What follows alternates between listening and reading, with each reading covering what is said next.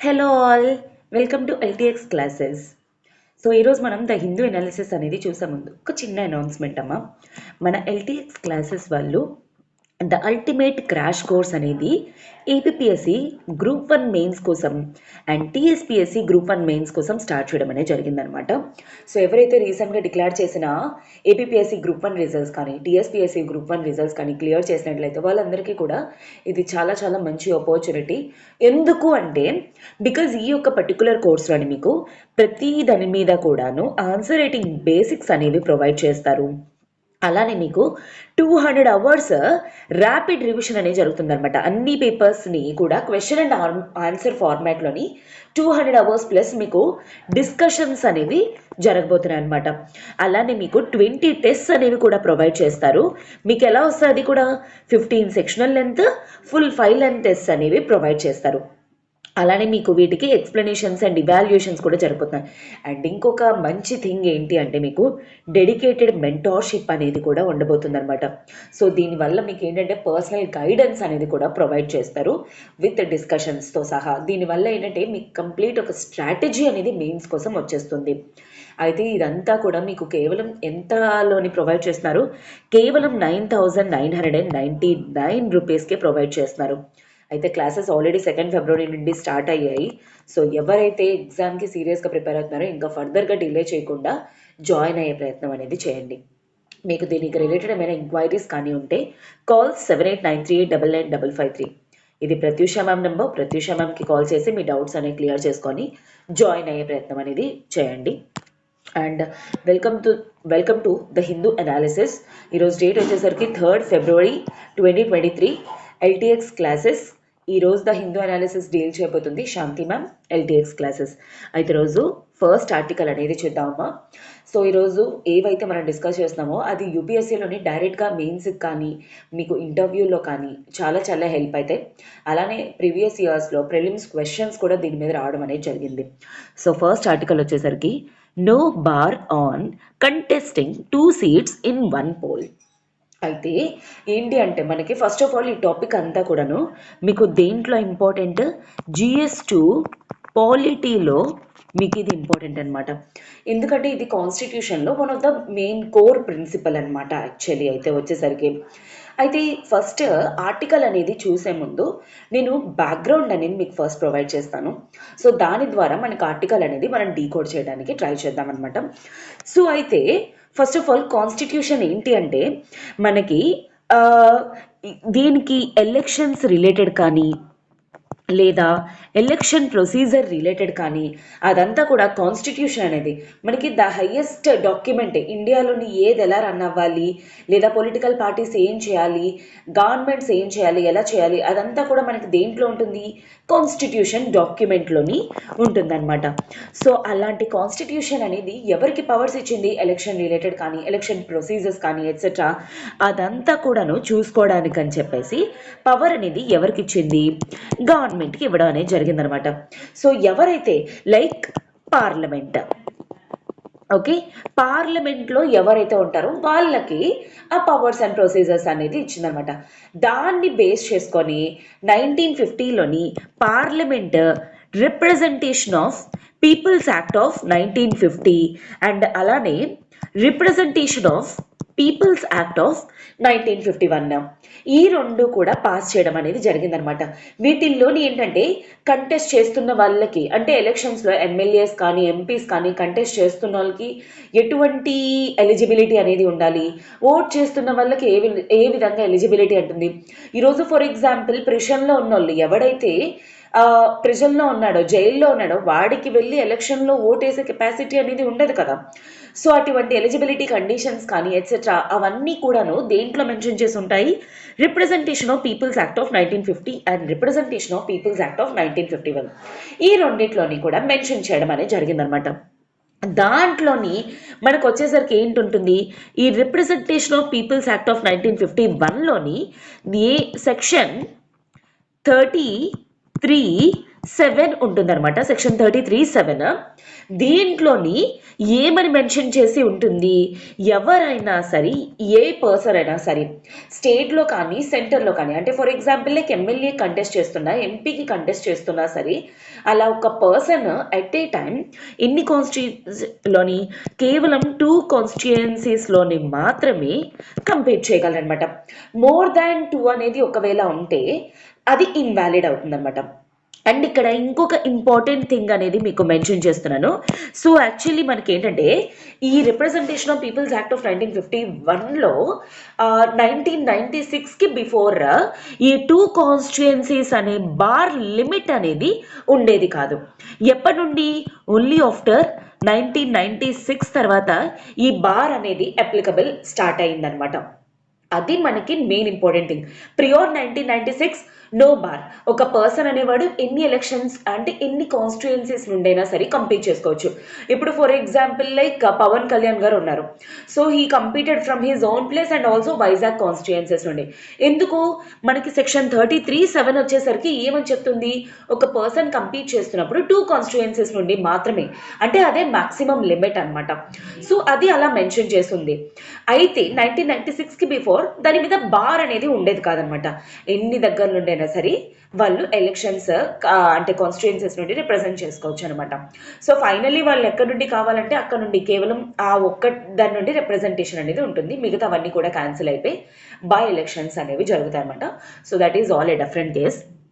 అయితే ఇప్పుడు మనకి కేసు వచ్చేసరికి ఏంటి, రీసెంట్గా ఒక అడ్వకేట్ ఏంటి అంటే ఈ సెక్షన్ 33(7) ఏదైతే ఉందో ఆర్పీ యాక్ట్ ఆఫ్ 1951, అది ఏంటంటే జనరల్గా మనకి ఏంటి ఎలక్షన్స్లో ఇండియాలో ఉండేది 1 vote 1 person టు 1 candidate, మనకు అలా ఉంటుంది. సో అలాంటప్పుడు పర్సన్స్కి మాత్రం ఎందుకు 2 కాన్స్టిట్యుయెన్సీస్ నుండి, సో దీన్ని ఇన్వాలిడ్ చేయాలి అని చెప్పేసి సుప్రీంకోర్టులోని కేసు అనేది ఫైల్ చేయడం అనేది జరిగిందనమాట. సో అయితే రీసెంట్గా సుప్రీంకోర్టు ఎవరు ఎస్సీ డివై చంద్రచూడ్ గారు వర్డిక్ట్ అనేది ఇవ్వడం జరిగింది. ఏంటని వర్డిక్ట్ ఇవ్వడం జరిగింది? So he has given the verdict that actually ఇదంతా కూడాను అంటే ఇవన్నీ కూడాను అంటే ఎంతమంది ఉండాలి, ఈ రిప్రజెంటేషన్ ఆఫ్ పీపుల్స్ యాక్ట్ గురించి కానీ అదంతా కూడాను పాలసీ మ్యాటర్లోకి వస్తాయి. See this terms are very important for your mains perspective or interview perspective. ఇదంతా కూడాను పాలసీ మ్యాటర్లోకి వస్తాయి. సో ఇలాంటి పాలసీ మ్యాటర్స్ అన్నీ కూడాను ఎవరు చూసుకోవాలి? పార్లమెంటు చూసుకోవాలి. ఇదంతా కూడాను పార్లమెంటు తాలూకా రెస్పాన్సిబిలిటీ. సో దీని మీద ఎటువంటి వర్డిక్ట్ అనేది సుప్రీంకోర్టుకి ఉండబోదు అని చెప్పేసి ఈ తీర్పు అనేది ఇవ్వడం జరిగిందనమాట. సో అది మనకి ఇప్పుడు ఏంటంటే సెక్షన్ 33(7) కానీ representation of peoples act of 1951 కానీ మనకి ఇంపార్టెంట్. అండ్ అలానే మనకి ఏంటి బార్ అనేది కూడా 2 కాన్స్టిట్యుయెన్సీస్ మీద మాత్రమే ఉంది. అండ్ 1996 ఇంపార్టెంట్ డేట్ ఈ సుప్రీంకోర్టు వర్డిక్ట్ అనేది కూడా. దీనికి దీనికి ఆర్గ్యుమెంట్స్ అగేన్స్ట్ అండ్ ఫేవరబుల్ కూడా రాసుకోవచ్చు. సో ఫేవర్ వచ్చేసరికి ఏంటి అంటే it is there personal thing అనమాట. అంటే it's like freedom of speech and expression. ఒక పర్సన్ ఎన్ని కాన్స్టిట్యుయెన్సీ నుండి రిప్రజెంట్ చేస్తున్నారు అనేది. దీనికి అగేన్స్ట్ ఏంటి, మనకి కాన్స్టిట్యూషన్లో బేసికలీ ఒక పర్సన్ ఓట్ చేస్తున్నప్పుడు ఒక పర్సన్ ఒక ఓటే ఉంటుంది, ఒక పర్సన్కి మాత్రమే రిప్రజెంట్ చేయాలి అనే థింగ్ అనేది ఉంటుంది. సో అలాంటప్పుడు దీన్ని వయలేట్ చేస్తుంది కదా అనే కాన్సెప్ట్ అనేది అగేన్స్ట్గా రాసుకోవచ్చు అనమాట. So this is the thing. I hope this is clear for you and I'm moving to the next article. Okay, next article వచ్చేసరికి no decision to bring in UCC as of now Rijiju. Kiran Rijiju గారు union law minister అనమాట. So actually ఈ రాజ్యసభలోని question and answers అనేవి discussions జరుగుతున్నప్పుడు actually మిజోరాంలో ఒక party candidate ఏంటి అంటే కిరణ్ రిజిజు గారిని సో యూసీసీ ఇంప్లిమెంటేషన్ అనేది ఎంతవరకు వచ్చింది, ఏం చేస్తున్నారు ఎట్సెట్రా దీని మీద క్వశ్చన్ అనేది అడగడం జరిగిందనమాట. సో అప్పుడు కిరణ్ రిజిజు గారు ఏం చెప్పారు, ఇంకా డెసిషన్ ఏం తీసుకోలేదు. ఎందుకంటే 21st law commission time period ఏంటి 2018 వరకు అనమాట. So basically it works for 3 years అనమాట లా కమిషన్ అనేది. సో అదేంటి అంటే ఏం చెప్పింది, it is not first of all uniform civil code అనేది ఇంప్లిమెంట్ చేయాల్సిన అవసరం అంతగా లేదు. And it also depends upon government పైన ఈ ఇంప్లిమెంటేషన్ అనేది డిపెండ్ అయి ఉంటుంది అని చెప్పేసి ఈ 21st లా కమిషన్ వాళ్ళు ఇవ్వడం జరిగింది. సో దాన్ని బేస్ చేసుకొని ఈ క్వశ్చన్ అనేది అడిగారనమాట. సో ఫస్ట్ ఆఫ్ ఆల్ అయితే యూనిఫామ్ సివిల్ కోడ్ అనేది ఏంటి అనేది మనకి ఇప్పుడు తెలుసుకోవాలన్నమాట. యూనిఫామ్ సివిల్ కోడ్ అంటే ఏంటి? యాక్చువల్లీ మనకి యాజ్ ఆఫ్ నౌ ఇండియాలోని మనకేంటి, India is a diversity country. అంటే ఏంటి, హిందూస్ ఉన్నారు, ముస్లిమ్స్ ఉన్నారు, క్రిస్టియన్స్, బుద్ధిస్ట్, సిఖ్స్ ఎట్సెట్రా, ఇంత డిఫరెంట్ రిలీజియస్ కమ్యూనిటీస్ అనే వాళ్ళు ఉన్నారు. అండ్ వీళ్ళందరికీ కూడాను మ్యారేజ్ విషయంలో కానీ, డివోర్స్ విషయంలో కానీ, ప్రాపర్టీ విషయాల్లో కానీ, ఇన్హెరిటెన్స్ విషయాల్లో కానీ ఒక్కొక్కరు ఒక్కొక్క డిఫరెంట్ టైప్ ఆఫ్ లాస్ అనేవి ఫాలో అవుతారు. ఫర్ ఎగ్జాంపుల్ ద హిందూస్లోకి వచ్చేసరికి మ్యారేజ్ అనేది ఒక పర్సన్నే చేసుకోవాలి. బట్ ముస్లిమ్స్లోకి వచ్చేసరికి ఆ ప్రొవిజన్ డిఫరెంట్ ఉంటుంది. అలానే క్రిస్టియన్స్లోకి వచ్చేసరికి డిఫరెన్స్ ఉంటుంది. సో బేసికలీ దీనివల్ల ఏంటి అంటే ఇండియాలో చాలామంది ఏమంటున్నారంటే ఇలాంటి డిఫరెన్సెస్ అనేవి ఉండడం వల్ల ఈ బేసిక్ డైవర్సిటీస్ అనేవి ఉండడం వల్ల ఇండియాలో ఏదైతే కాన్సెప్ట్ సెక్యులరిజం అనే కాన్సెప్ట్ ఏదైతే ఉందో అది వయోలేట్ అవుతుంది అనేది చెప్తున్నారనమాట. అండ్ అది కాకుండా కొంతమందికి అన్యాయం జరుగుతుంది, ఎస్పెషల్లీ సరళ ముద్గల్ కేసు కానీ, షాబానో కేసు కానీ. ఎందుకంటే డివోర్స్ లాస్ అనేవి చాలా డిఫరెంట్ ఉండడం వల్ల ఈ ప్రైవసీ కానీ, రైట్ టు లైఫ్ అనేవి వయోలేట్ అవుతున్నాయని చెప్పేసి బేసికలీ కొంతమంది చెప్తున్నారనమాట. అయితే ఈ యూనిఫామ్ సివిల్ కోడ్ అనేది ఏం చెప్తుంది? Basically irrespective of any religion, A religion అయినా అవ్వండి, ఏ పర్సన్, ఏ కమ్యూనిటీ, ఏ కాస్ట్ గ్రూప్ అయినా అవ్వనివ్వండి, వాళ్ళందరూ కూడాను సిమిలర్ లాస్ అనేవి ఫాలో అవ్వాలి. ఏ విషయాల్లోని? మ్యారేజ్, డివోర్స్, అలానే ఇన్హెరిటెన్స్, ప్రాపర్టీ విషయాల్లో కానీ, ప్రాపర్టీ ఇన్హెరిటెన్స్ ఆర్ అడాప్షన్ విషయాల్లో కానీ, వీటి థింగ్స్ అన్నిటిలోని కూడా సిమిలర్ లాస్ అనేవి irrespective of religion are irrespective of community అనే వాళ్ళు ఫాలో అవ్వాలి అనే విషయం అనేది యూనిఫామ్ సివిల్ కోడ్ అంటారు. అయితే ఫస్ట్ ఆఫ్ ఆల్ ఇది ఇంప్లిమెంట్ చేయాలి చేయకూడదు అనే విషయం అనేది మనకి ఎక్కడ మెన్షన్ చేసి ఉంటుంది? కాన్స్టిట్యూషన్లోని ఆర్టికల్ 44లోని. It is a directive principle of state policy అనమాట. డిపిఎస్పిలోని ఆర్టికల్ 44లో యూనిఫామ్ సివిల్ కోడ్ అనేది ఇంప్లిమెంట్ చేయాలి. అది ఏంటి? స్టేట్ అంటే స్టేట్కి ఎప్పుడైతే అటువంటి కన్డ్యూజివ్ నేచర్ ఎప్పుడైతే వస్తుందో, అంటే ప్రాపర్ థింగ్స్ అనేవి ఎప్పుడైతే ఉంటాయో అలాంటప్పుడు ఇంప్లిమెంట్ చేయొచ్చు అనే విషయం ఉంటుంది. బట్ యాజ్ ఆఫ్ నౌ ఇండియాలోని ఏంటి అంటే ఇంకా ఇంప్లిమెంట్ చేసే అంత డైవర్సిటీ థింగ్స్ కానీ, బ్రాడ్ మైండెడ్నెస్ కానీ ఇంకా రాలేదు. అండ్ కిరణ్ రిజిజు గారు ఇదే విషయాన్ని మెన్షన్ చేయడం అనేది జరిగిందనమాట. సో యాజ్ ఆఫ్ నౌ ఇండియాలోని ప్రాపర్ థింగ్స్ అనేవి, అంటే ప్రాపర్ నేచర్ అనేది ఇంప్లిమెంట్ చేయడానికి, పూర్తిగా ఈ యూసీసీ అనేది ఇండియాలోని ఇంప్లిమెంట్ చేయడానికి ఇంకా ప్రాపర్ కండిషన్స్ అనేవి లేవు. సో అందుకే దాన్ని అందాక ఇంప్లిమెంట్ చేయడం అనేది పాసిబిలిటీ అవ్వదు అని చెప్పేసి చెప్పడం అనేది జరిగిందనమాట. సో మనకి ఎగ్జామ్లోని ఆర్టికల్ 44 అనేది, సో ఆర్టికల్ 44 ఫండమెంటల్ రైట్స్ అయితే గ్యారంటీగా దాన్ని పార్లమెంట్ కానీ స్టేట్ కానీ ఇంప్లిమెంట్ చేయాలి. కానీ directive principle of state policy డెఫినెట్గా ఇంప్లిమెంట్ చేయాలి అనే విషయం అనేది ఉండదు. అండ్ ఇంకొకటి ఏంటంటే యూనిఫామ్ సివిల్ కోడ్ అంటే ఏంటి? అండ్ ఇంకొక థింగ్ ఏంటి అంటే యాజ్ ఆఫ్ నౌ ఇండియాలోని Goa is the only state implementing this UCC. ఈ యూసీసీని ఇంప్లిమెంట్ చేస్తున్న ఏకైక స్టేట్ ఏదైనా ఉంది అంటే అది గోవా అనమాట. బికాజ్ ఆ ఫ్రెంచ్ వాళ్ళు రూల్ చేయటం కానీ, ఆ ఫ్రెంచ్ తాలూకా థింగ్స్ అనేవి ఉండడం వల్ల ప్రెజెంట్ గోవాలోని అంత థింగ్స్ అనేవి అంటే ప్రాపర్గా, ఎందుకంటే this leads to communal things అనమాట. దీనివల్ల ఏంటంటే హిందూస్కి ముస్లిమ్స్కి క్రిస్టియన్స్కి మధ్య ఇష్యూస్ కానీ అలాంటివన్నీ కూడా వచ్చే స్కోప్ ఉంటుంది. అండ్ ఇంకొక థింగ్ ఏంటంటే దీనివల్ల ఇండియాలో ఉన్న బేసిక్ డైవర్సిటీ థింగ్ ఏదైతే ఉందో అది కూడా వయోలేట్ అయ్యే కాన్సెప్ట్ ఉంటుందన్నమాట. అండ్ ఇంకొక ఇంపార్టెంట్ థింగ్ నేను మీకు మెన్షన్ చేస్తున్నాను. మెయిన్ ఇవంతా కూడాను పర్సనల్ లాస్ అంటారు. ఎందుకంటే ఇది ఏ రిలీజన్కి సంబంధించి ఆ పర్సనల్ లాస్ అనమాట. వాళ్ళు మ్యారేజ్ విషయాలు కానీ, it is all privacy things అనమాట. ఒక పర్సన్ మీద డిపెండ్ అయ్యి, ఆ రిలీజన్ మీద బేసికలీ డిపెండ్ అయ్యి ఉంటుంది. ఇలాంటి పర్సనల్ లాస్ అనేవి మనకి కాన్స్టిట్యూషన్లోని షెడ్యూల్ 7లోని కాంక్యూరెంట్ లిస్ట్లో మెన్షన్ చేసింది. ఈ కాంక్యూరెంట్ లిస్ట్ మీద ఏవైతే ఉంటాయో ఖచ్చితంగా అవి సెంటర్ ఇంప్లిమెంట్ చేయాలి లేదా స్టేట్ ఇంప్లిమెంట్ చేయాలి అనేది ఉండదన్నమాట. బేసికలీ కంప్లీట్ పవర్స్ అనేవి సెంటర్కి ఉండదు, కంప్లీట్ పవర్స్ అనేవి స్టేట్కి ఉండదన్నమాట.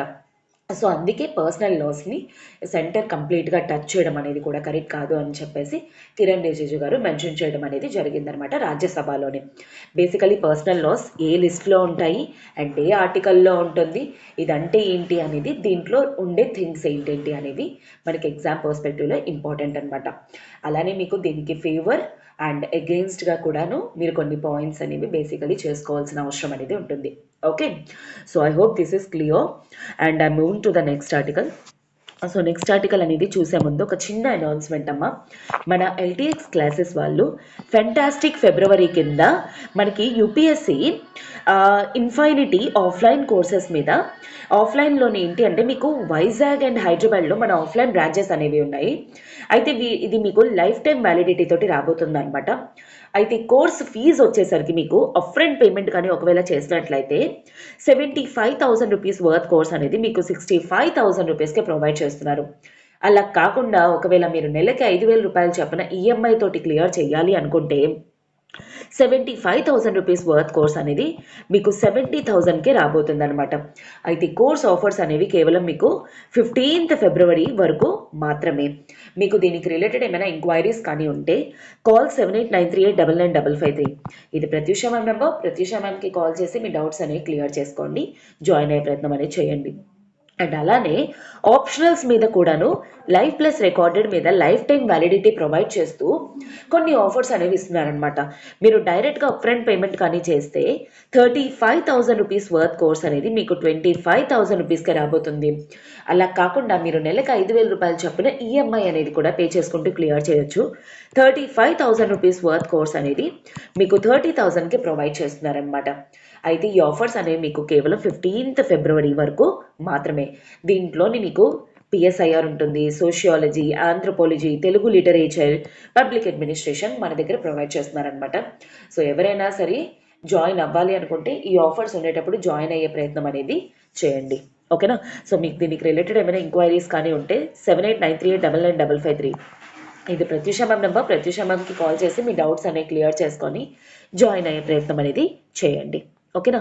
సో నెక్స్ట్ ఆర్టికల్ వచ్చేసరికి aero India 2023 LCA Tejas will be the star attraction at the India pavilion.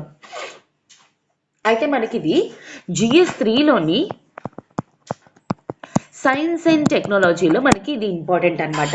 Basically ఇది ఏంటి అంటే ఫిబ్రవరి మంత్లోని, అంటే ఈ మంత్లోని ఏంటి అంటే ఏరో ఇండియా అనేది, ఏరో ఇండియా అంటే ఏంటి, బేసికలీ ఎయిర్ రిలేటెడ్ ఇండియా తాలూకా ఆ డైవర్సిటీ థింగ్స్ కానీ, ఇండియాలోని ఎటువంటి క్యాపబిలిటీ అనేది ఉండాలి అనేవి ఇవంతా కూడాను వరల్డ్ లెవెల్లో రిప్రజెంట్ చేయడానికి కానీ, మన తాలూకా థింగ్స్ కానీ షోకేస్ చేయడానికి this is one of the best platforms అనమాట. అది ఎక్కడ జరగబోతుంది? బెంగళూరులో జరగబోతుంది అనమాట. అయితే ఏమంటున్నారు, ఈసారి ఈ పర్టికులర్ ఎక్స్పోజర్లోని ఈ పర్టికులర్ ఇండియా పెవిలియన్ అంటే అర్థం ఏంటి, ఇండియన్ తాలూకా కల్చర్ కానీ, హెరిటేజ్ థింగ్స్ కానీ, లేదా ఎటువంటి ఇన్నోవేటివ్ థింగ్స్ కానీ షోకేస్ చేసే థింగ్స్ని ఇండియా పెవిలియన్ అంటారు. అంటే ఏ కంట్రీది అయితే ఆ కంట్రీ తాలూకా పెవిలియన్ అంటారు. ఈ ఇండియా పెవిలియన్ని ఈసారి రిప్రజెంట్ చేస్తున్న లేదా స్టార్ థింగ్ లేదా ఇంపార్టెంట్ థింగ్ ఏంటి ఈసారి? LCA తేజస్. LCA అంటే ఏంటి? లైట్ కాంబాట్ ఎయిర్ క్రాఫ్టే దీని ఫుల్ ఫామ్ అనమాట, LCA తేజస్. అయితే ఇది మీకు ఎగ్జామ్ పర్స్పెక్టివ్లోని ఈ LCA గురించి very important. Already light combat aircraft Tejas మీద ఒక క్వశ్చన్ అనేది రావడం జరిగిందనమాట. సో దీనికి తాలూకా బేసిక్ థింగ్స్ అనేవి మీకు ప్రొవైడ్ చేస్తాను. ఈ LCA తేజస్ తాలూకా ప్రోగ్రామ్ అనేది ఇండియాలో వే బ్యాక్ 1984లోనే స్టార్ట్ అయిందనమాట. దీనికోసం ఏంటి, మన గవర్నమెంట్ ఏరోనాటికల్ డెవలప్మెంట్ ఏజెన్సీ అనేది సెపరేట్గా క్రియేట్ చేయడం అనేది జరిగింది. ఎందుకు? ఈ లైట్ కాంబాట్ ఎయిర్ క్రాఫ్ట్స్ కోసం డెవలప్ చేయడం కోసం అనమాట. సో అంతవరకు కూడా ఇండియాలోని వీటి ప్లేసెస్లో ఆల్టర్నేట్గా ఏముండేవి? MiG-21 ఫైటర్ క్రాఫ్ట్స్ అనేవి ఉన్నాయన్నమాట. వీటిల్ని రిప్లేస్ చేస్తూ వచ్చినవే ఎల్సిఏ తేజస్ అనమాట. ఇవి basically light combat aircrafts అనమాట. దీన్ని డిజైన్ చేసింది ఎవరు? Aeronautical development agency. అండ్ వీటిల్ని మ్యాన్యుఫ్యాక్చర్ చేస్తుంది ఎవరు?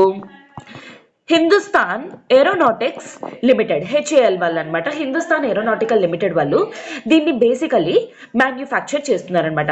వీటి తాలూకా ఫీచర్స్ ఏంటి అంటే, ఈ ఫీచర్స్ అనేవి మీకు ఎగ్జామ్లో very very important and even రాయడానికి కూడా మీకు వెరీ ఇంపార్టెంట్ అనమాట. సో లైట్ కాంబాట్ అన్న పేరులోనే ఉన్నాయి. They are very lightest and small అనమాట. ఎందుకంటే దీనివల్ల క్యారీ చేయడానికి కానీ ఆపరేట్ చేయడానికి వెరీ ఈజీ అవుతుంది. అండ్ అలానే ఇవి మల్టీ రోల్ అనమాట. మల్టీ రోల్ అంటే ఏంటి? కేవలం ఒక్క రోలే కాదు, మల్టీ రోల్స్ అనేవి ప్లే చేస్తూ ఇవి సూపర్ సోనిక్ అనమాట. Super sonic fighter air crafts. Okay, అలానే దీన్ని ఎయిర్ టు ఎయిర్ అయినా సరే దీన్ని హ్యాండిల్ చేయొచ్చు. ఎయిర్ టు ఎయిర్ అంటే ఏంటి? గాలి నుండి గాల్లోకైనా సరే అటాక్ చేయొచ్చు, టార్గెట్ చేయొచ్చు. లేదా ఎయిర్ టు సర్ఫేస్, గాలి నుండి భూమి మీదకైనా సరే టార్గెట్ అనేది చేయొచ్చు అనమాట. అండ్ అలానే దీని స్పెషాలిటీ ఏంటంటే ఎయిర్ రీఫ్యూయలింగ్ కెపాసిటీ అనేది వీటికి ఉండింది. అంటే అర్థం ఏంటి? గాల్లో నుండి గాల్లోకి, అంటే ఒక ఫైటర్ ఎయిర్ క్రాఫ్ట్ అనేది యూజ్ చేసి ఇంకో ఫైటర్ క్రాఫ్ట్కి ఫ్యూయలింగ్ అనేది చేయొచ్చు అనమాట.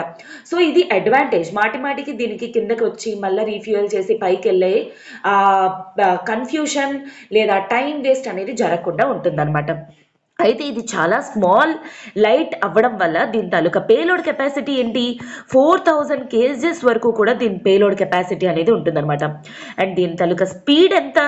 మ్యాక్ 1.8, అంటే సౌండ్ కంట 1.8 times ఫాస్ట్గా ఇది వెళ్తుందనమాట. అండ్ దీని రేంజ్ వచ్చేసరికి 3000 kilometers. 3000 kilometers వరకు దీని రేంజ్ అనేది ఉంటుంది. ఇవన్నీ కూడా ఎయిర్ టు ఎయిరా, ఎయిర్ టు సర్ఫేసా, air to air refuelling capacity కానీ, దీని పేలోడ్ కెపాసిటీ కానీ, లేదా దీని తాలూకా స్పీడ్ కానీ ఎంతవరకు హ్యాండిల్ చేస్తుంది అనేది ఎగ్జామ్ పర్స్పెక్టివ్లో మీకు ఇంపార్టెంట్ అనమాట. సో దీనికి ఇంత స్పెషాలిటీ అనేది ఉంది కాబట్టి ఈసారి ఏరో ఇండియా ఎక్స్పోజర్లోని మెయిన్ ఇండియన్ పెవిలియన్లోని షోకేస్ అయ్యే మెయిన్ ఇంపార్టెంట్ థింగ్ వచ్చేసరికి ఎల్సిఏ తేజస్ అనమాట. ఈ తేజస్ అనేది ఫైటర్ ఎయిర్ క్రాఫ్ట్ అనమాట. అది గుర్తుపెట్టుకోవడానికి ట్రై చేయండి. ఎందుకంటే మనకి సడన్గా ఒక్కోసారి యూపీఎస్సీలోని LCA Tejas recently same in the news. It is what? Nuclear సబ్మెరైనా, ఫైటర్ ఎయిర్ క్రాఫ్ట్సా, లేకపోతే వాటిల్ని ఫైటర్ జెట్సా, లేదంటే పేలోడ్, లేదంటే అవి ఒక టైప్ ఆఫ్ గన్సా, ఇలాంటి టైప్ ఆఫ్ యాంటీ ట్యాంక్సా, ఇలా క్వశ్చన్స్ అనేవి మనకు అడిగే స్కోప్ ఉంటుందన్నమాట. సో అందుకే ఇవేంటివి? Basically they are fighter aircrafts అనమాట. అది గుర్తుపెట్టుకోండి. ఇవి వెరీ వెరీ స్మాల్, అందుకే దీని పేరు లైట్ కాంబాట్ ఎయిర్ క్రాఫ్ట్స్ అనమాట. కాంబాట్ మీన్స్ ఫైట్ చేయడానికి అనమాట ఎయిర్ క్రాఫ్ట్స్. ఇవి మీకు ఎగ్జామ్ పర్స్పెక్టివ్లో వెరీ వెరీ ఇంపార్టెంట్. అండ్ దీని గురించి ఆర్టికల్లో మెన్షన్ చేయడం అనేది జరిగింది. ఓకేనా? So I'm moving to the next article. 42% of inmates in Punjab's prisons are accused or convicts in narcotics case. Basically ఇది కూడా మీకు GS 3లోని సెక్యూరిటీలోని వస్తుందన్నమాట. ఎందుకు? బేసికలీ చాలా వరకు కూడా ఇండియాలోని ఈరోజు ఏ సెక్యూరిటీ థింగ్స్ కానీ వస్తున్నాయి అంటే, ఎస్పెషల్లీ ఇక్కడ ఏ స్టేట్ గురించి మెన్షన్ చేశాడు?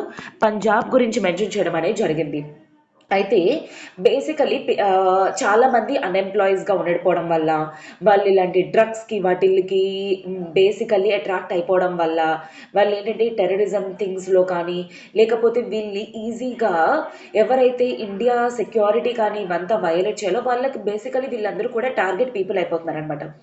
అండ్ అలానే ఇంకొకటి ఏంటి అంటే టెర్రరిజంకి కానీ వీటన్నిటికీ కావాల్సిన అమౌంట్ వాళ్ళకి వచ్చే వేస్ కూడా బేసికలీ డ్రగ్స్ తాలూకా వే అనమాట.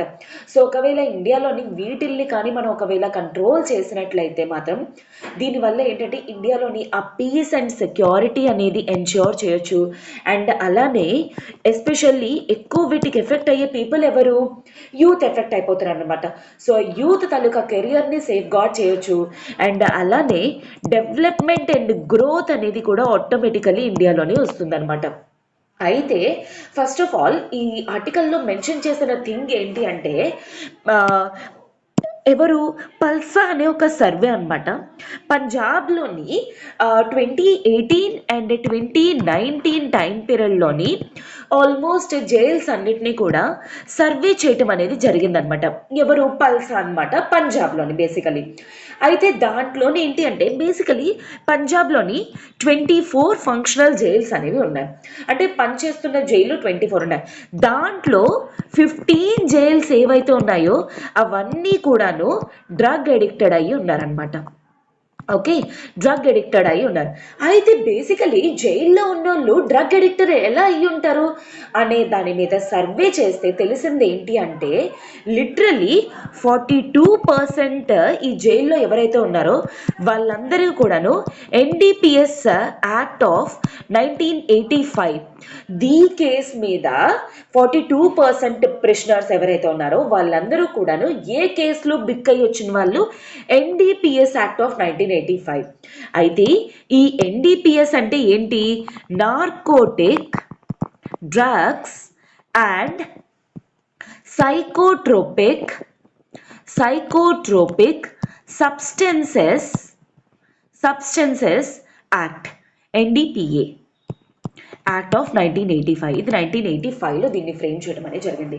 పార్లమెంట్ ఏంటి అంటే నార్కోటిక్ డ్రగ్స్ అంటే ఏంటి? డ్రగ్స్ అంటే లైక్ ఫర్ ఎగ్జాంపుల్ క్యానబీస్ కానీ, గంజాయి కానీ, హెరాయిన్ కానీ, వీటన్నిటిని కూడా డ్రగ్స్ అంటారు. సైకోట్రోపిక్ సబ్స్టెన్సెస్ ఏంటి? ఫర్ ఎగ్జాంపుల్ లైక్ కొన్ని డ్రగ్స్ మనం మూవీస్లో చూస్తూ ఉంటాం కదా, ఎస్పెషల్లీ రీసెంట్గా ఎవరైతే వాల్తేరు వీరయ్య ఫిల్మ్ చూసారో మీకు, ఎందుకంటే నేను ఆ ఫిల్మ్ రీసెంట్గా చూసాను కాబట్టి నేను అది చెప్తున్నాను. సో దాంట్లోని ఈ డ్రగ్స్ అదంతా కూడా ఉన్నాయి కదా, సో దానివల్ల గాల్లో తేలుతున్న ఫీలింగ్ అండ్ బాడీ ఆ లైట్ వెయిట్ ఫీలింగ్ అలాంటివి ఏవైతే ఇస్తాయో వాటిని సైకోట్రోపిక్ సబ్స్టెన్సెస్ అంటారు. సైకోట్రోపిక్ అంటే ఏంటి? It is related to the brain mind related things అనమాట.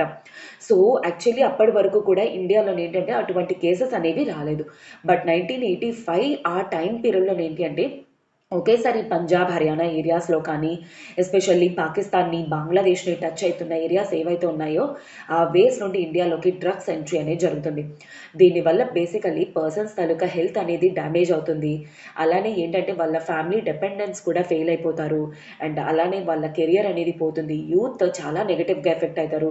దీనివల్ల కంట్రీ తాలూకా గ్రోత్ అండ్ డెవలప్మెంట్, ఎందుకంటే basically they are considered as human resources అంటారు.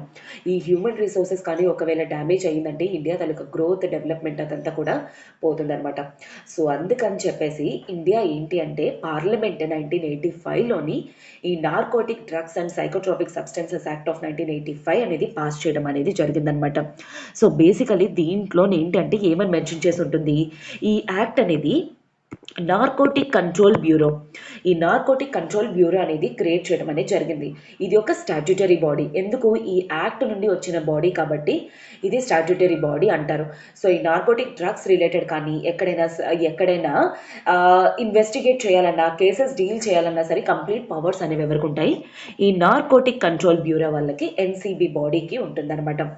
దీని ప్రకారంగా ఏ పర్సన్స్ అయినా సరే, ఎవరైనా సరే ఒకవేళ ఇండియాలోని ఇలాంటి నార్కోటిక్ డ్రగ్స్ కానీ, సైకోట్రోపిక్ సబ్స్టెన్సెస్ కానీ ఒకవేళ మ్యాన్యుఫ్యాక్చర్ చేసినా, లేదంటే వాటిని ట్రావెల్ ఆర్ ట్రాన్స్పోర్ట్ చెయ్యాలి అనుకున్నా, లేదంటే ఎటువంటి కన్జంప్షన్ చేసిన, లేదంటే ఎటువంటి కల్టివేట్ చేసిన, ఇవన్నీ కూడాను ఏమంటారు? ఇవన్నీ కూడాను ఒఫెన్స్ అనమాట. ఒఫెన్స్ ఆర్ క్రిమినల్ యాక్టివిటీస్లోకి ఇవి వస్తాయన్నమాట.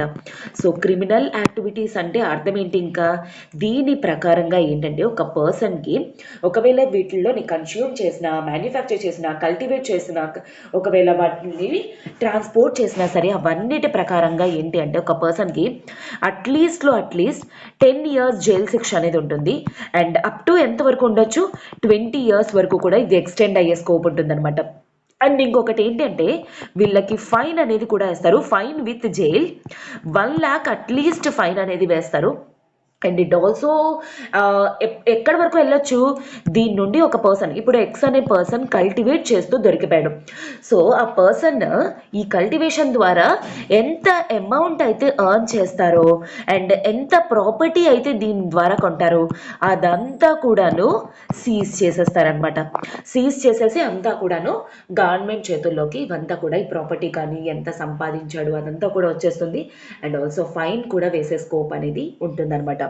So and if at all ఒకవేళ రిపీటెడ్గా ఎవడైనా దొరికాడు అనుకోండి, వాడికి డెత్ పెనాలిటీ అనేది కూడా వేసే విధంగా ఈ యొక్క పర్టికులర్ యాక్ట్ అనేది ఆ పవర్స్ అనేది ఇస్తుందన్నమాట. అయితే మెయిన్ ఇంకొక ఇంపార్టెంట్ థింగ్ ఏంటి అంటే, దీని ప్రకారంగా ఎవరైనా సరే అండ్ దీని మీద ఏ పర్సనే కాదు, ఏ గ్రూపే కాదు, ఎక్కడైనా సరే ఇమ్మీడియట్గా అనమాట అరెస్ట్ వారెంట్ అనేది ఇచ్చి వెంటనే అక్కడ పర్సన్ దొరికాడు అంటే చాలు, ఇంకా పర్సన్ని ఇమ్మీడియట్గా వాళ్ళని ఏంటి అంటే కేసు ఫైల్ చేసి పెట్టవచ్చు అనమాట. దీని మీద వాళ్ళకి బెయిల్ అనేది కూడా రాకుండా పోతుందన్నమాట. ఓకేనా. సో అయితే గవర్నమెంట్ అంటే బేసికలీ ఇవి తగ్గించడానికి అపార్ట్ ఫ్రమ్ దిస్ అంటే ఇలాంటి ఫోర్స్ఫుల్ యాక్టే కాకుండా కొన్ని ఇనిషియేటివ్స్ అనేవి కూడా గవర్నమెంట్ వీటిని కంట్రోల్ చేయడానికి మెయిన్ చేస్తుందన్నమాట. మెయిన్ వాటిల్లోని ఇంపార్టెంట్ వచ్చేసరికి ఏంటి అంటే నార్కో కోఆర్డినేషన్ సెంటర్ అనమాట. సో బేసికలీ దీనివల్ల ఏంటంటే స్టేట్ ఇంకా సెంటర్ కోఆర్డినేట్ అయ్యి ఎక్కడెక్కడైనా సరే యాక్టివిటీస్ కానీ ఒకవేళ జరిగినట్లయితే వెంటనే ఆ ఇన్ఫర్మేషన్ అనేది పాస్ అవ్వడానికి, సో దట్ యాక్టివిటీస్ అనేవి ఈజీగా హ్యాండిల్ చేయడానికి అనమాట. అలానే ఇంకోటి ఏంటి అంటే ఎవ్రీ ఇయర్ కూడా నేషనల్ డ్రగ్ అబ్యూస్ సర్వే, ఎంతమంది కన్స్యూమ్ చేస్తున్నారు, ఎంతవరకు రెడ్యూస్ అవుతుంది, ఎంతవరకు కేసెస్ అనేవి ఇంక్రీజ్ అవుతున్నాయి అనేది ఎప్పటికప్పుడు సర్వే చేస్తూ అండ్ ఆల్సో మెయిన్ ఇంపార్టెంట్ వచ్చేసరికి ప్రాజెక్ట్ సన్ రైజ్. ఈ ప్రాజెక్ట్ సన్ రైజ్ ద్వారా ఏంటంటే ఎస్పెషల్లీ నార్త్ ఈస్టర్న్ స్టేట్స్ ఏవైతే ఉన్నాయో, ఎందుకంటే ఇవన్నీ కూడా బంగ్లాదేశ్ మయన్మార్కి టచ్ అయి ఉన్నాయి కాబట్టి అక్కడ కంప్లీట్గా ఈ డ్రగ్స్ అనేది ఎలిమినేట్ చేయడానికి అనమాట. అండ్ ఇండియా మొత్తానికి కూడాను ఎవరైతే ఫుల్లీ అడిక్టెడ్ అయి ఉన్నారో వాళ్ళని వాళ్ళ కంట్రోల్ చేసుకోవడం కోసమని నాషా ముక్త్ భారత్, అంటే నాషా ముక్త్ భారత్ అంటే ఏంటి, నషా మీన్స్ వాట్, ఆ నార్కోటిక్ డ్రగ్స్ తాలూకా మైకప్ ఫీలింగ్నే నషా అంటారు. ముక్త్ అంటే ఏంటి, దాని నుండి ముక్తి లభించడం, వాటి నుండి కంప్లీట్ ఇండియాలోని డ్రగ్స్ని ఎలిమినేట్ చేయడం ఈ నాషా ముక్త్ భారత్ తాలూకా మెయిన్ ఇంటెన్షన్ అనమాట. సో డ్రగ్ ఫ్రీ ఇండియా చేయాలనేది మెయిన్ ఇండియా తాలూకా టార్గెట్ అనమాట. So this is all about. And ఇది మనకి GS3లో ఈ NDPS యాక్ట్ అనేది వెరీ ఇంపార్టెంట్ కాబట్టి ఈ ఆర్టికల్ అనేది నేను కవర్ చేయడం అనేది జరిగిందనమాట. ఈ ఇనిషియేటివ్స్ కూడా మీకు ఎగ్జామ్ పర్స్పెక్టివ్లో very very important. Okay, I hope this is clear for you. And వీటి బేస్ మీద ఒక క్వశ్చన్ అనేది MCQ బేస్డ్ అనేది కవర్ చేశాను. సో అది కూడా మనం చూద్దాం. అది చూసే ముందు ఒక చిన్న అనౌన్స్మెంట్ అమ్మా, మన LTX క్లాసెస్ వాళ్ళు ఫెంటాస్టిక్ ఫిబ్రవరి ఆఫర్స్ కింద ఆప్షనల్ ఇన్ఫైలిటీ life plus recorded life time validity మీద కొన్ని ఆఫర్స్ అనేవి ప్రొవైడ్ చేస్తున్నారనమాట. మీరు అప్ఫ్రంట్ పేమెంట్ కానీ చేస్తే 35,000 రూపీస్ వర్త్ కోర్స్ అనేది మీకు 25,000 రూపీస్కే రాబోతుంది. అండ్ నెలకి 5,000 రూపాయలు చొప్పున EMI అనేది కూడా క్లియర్ చేసుకుంటూ 30,000తో క్లియర్ చేసి మీరు ఆప్షనల్ క్లాసెస్లోని జాయిన్ అవ్వచ్చు అనమాట. అయితే ఈ ఆఫర్స్ వచ్చేసరికి మీకు కేవలం 15th ఫిబ్రవరి వరకు మాత్రమే. వీటిలోని మీకు PSIR, sociology, anthropology, Telugu literature, public administration provide చేస్తున్నారు. అండ్ దీనికి రిలేటెడ్ మీకు ఏమైనా ఎంక్వైరీస్ కానీ ఉంటే కాల్ 7893899553. ఇది ప్రత్యూష మ్యామ్ నెంబర్. ప్రత్యూష మ్యామ్కి కాల్ చేసి మీ డౌట్స్ అన్ని క్లియర్ చేసుకొని జాయిన్ అయ్యే ప్రయత్నం అనేది చేయండి. అండ్ ఇంకొక ఇంపార్టెంట్ థింగ్ ఏంటి అంటే, యాక్చువల్లీ నిన్న క్వశ్చన్లోని మీరు ఆన్సర్ అనేది చేయడం జరిగింది. సో కరెక్ట్ ఆన్సర్ వచ్చేసరికి D నన్ అనమాట. D నన్ నిన్నటి ఆన్సర్. ఓకే, సో ఈరోజు క్వశ్చన్ వచ్చేసరికి ఏంటి అంటే మీకు consider the following statements about LCA Tejas, Light Combat Aircraft Tejas. Tejas మీద this is the lightest, smallest, multi-role supersonic fighter craft. And second option, it has air-to-air refueling capacity. So which of the following statements are true? A statements true, A 1 only, B 2 only, C both, D none. So దీని based అంటే మీరు కింద comment బాక్స్లోని నాకు answer అనేది mention చేయండి, ఓకేనా? So and next, thanks for watching students. And మీకు ఒకవేళ ఇంకేమైనా డౌట్స్ కానీ ఉంటే కింద కామెంట్ బాక్స్లో నాకు మెన్షన్ చేయండి. అండ్ ఒకవేళ మీకు ఈ వీడియో కానీ నచ్చినట్లయితే please do like and share also and subscribe to our LTX classes channel. And UPSC notification అనేది బయటకు వచ్చేసింది. సో ఎవరైతే అప్లై చేయాలి అనుకుంటున్నారో, ఇయర్ రాయాలనుకుంటున్నారో, సో ఫాస్ట్గా అప్లై చేసుకోండి. సో దాట్ ఏంటి అంటే లాస్ట్ మినిట్లో మీకు ఎటువంటి కన్ఫ్యూషన్ అనేది ఉండదు. Have a good day students. All the very best for your preparation. Have a good day. Take care.